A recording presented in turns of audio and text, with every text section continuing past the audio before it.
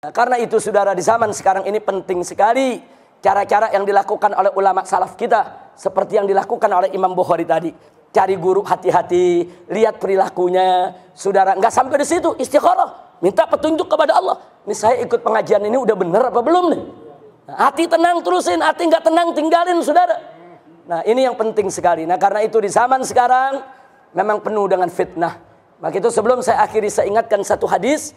Nabi pernah mengatakan, "Au kama qala Nabi sallallahu alaihi wasallam, sayati zamanun 'alan nas sanawatun khadda'at." Jadi kata Nabi alaihi salatu wasallam, akan datang kepada umat manusia ini satu zaman yang penuh penipuan dan kebohongan. Sanawatul khadda'at, tahun-tahun kedustaan, tahun-tahun penipuan, tahun-tahun kebohongan. Kenapa bisa begitu? Beliau mengatakan, yusaddaqu fihal kadzib. Pembohong di zaman itu dipercaya. Wa yukadzabu bihas shadiq. Sedangkan orang yang jujur nggak dipercaya. Nggak sampai di situ. Wa yu'tamanu fihal kha'in. Pengkhianat dikasih amanat. Pengkhianat dikasih amanat buat mimpin, kan amanat tuh saudara. Sementara wa yukhawwanu fihal amin. Orang yang bagus bisa menjaga amanat, saudara, justru dikhianati, nggak dipercaya, nggak dikasih amanat. Kemudian beliau mengatakan wa yantiqu fiha ruwaibidah. Dan di zaman tersebut mulai berkicau para ruwaibidah. Sahabat bertanya, "Ma ruwaibidah ya Rasulullah?" Apa itu ruwaibidah ya Rasulullah? Nabi mengatakan, "Ar-rajulu tafih fi amril ammah." Di riwayat yang lain, as-safi yatakallamu fi amrin nas. Kata Nabi, ar-ruwaibidah itu adalah orang yang bodoh, enggak tahu urusan umat, sok bicara soal umat. Nih Nabi yang katakan nih, ruwaibidah saudara, enggak ngerti agama, sok bicara agama. Enggak ngerti tafsir, sok bicara tafsir. Enggak ngerti urusan umat, sok bicara urusan umat. Jujur, sekarang banyak gak yang begitu? Oh, luar biasa. Nabi udah kasih kabar, saudara, 15 abad yang lalu. Kalau Nabi memberikan kabar sedemikian rupa, itu untuk agar kita meningkatkan kewaspadaan, agar kita jangan terjebak. Dan tolong diingat, kalau Nabi sudah menyampaikan kabar begitu, ini bukan ramalan. Saya nggak setuju kalau ada mengatakan ini ramalan Nabi, nggak bisa. Nabi bukan tukang ramal. Oh, ada yang bilang ini analisa Nabi, enggak.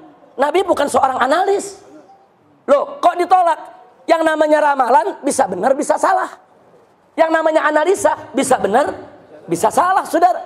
Para profesor di perguruan tinggi hampir tiap hari melakukan analisa. Analisanya bisa benar, bisa salah. Ramalan juga bisa benar, bisa salah. Sedangkan yang Nabi sampaikan kepada kita mustahil salah. Enggak bakal salah. Wa ma yantiqu anil hawa in huwa illa wahyu yuha. Jadi kalau Nabi udah kasih berita nih nanti bakal begini nih, itu bukan ramalan, itu bukan analis, bukan. Itu adalah khobarun nabawi. Itu merupakan berita kenabian dan itu merupakan dalilun min dalailin nubuwah. Itu merupakan salah satu bukti dari bukti-bukti kenabian Sayyiduna Muhammad sallallahu alaihi wasallam. Nah, karena itu sekarang kita lihat saudara, yang jujur dianggap bohong, yang bohong dianggap jujur, yang khianat dikasih amanat, yang mampu saudara amanat justru nggak dipercaya untuk diberikan amanat. Inna lillahi wa inna ilaihi rajiun. Ya termasuk yang di TV yang teriak-teriak, nggak boleh ada menafsirkan Al-Quran. Yang paham tafsir Al-Quran hanya Allah dan Rasul. Suruh dia ngomong mebeduk yang nggak bisa jawab. Kalau dia ngomong mebeduk nggak bisa jawab. Nah kalau dia ngomong sama Ustadz Abdullah Jaidi, Ustadz Zaid Bahmid, Ustadz Taufik ngomong sama kita, ya kita bisa jawab, kita keruak mulutnya. Ngomong seenaknya. Kalau ulama nggak boleh menafsirkan Al-Quran, berarti semua kitab tafsir mesti dibakar dong. Saudara, al-ulama warasatul anbiya. Ulama itu pewaris Nabi. Nabi itu punya tugas menjelaskan isi kandungan Al-Quran. Allah berfirman dalam Al-Quran kepada Nabi kita Sayyiduna Muhammad sallallahu alaihi wasallam, litubayyina linnasi ma nuzzila ilaihim.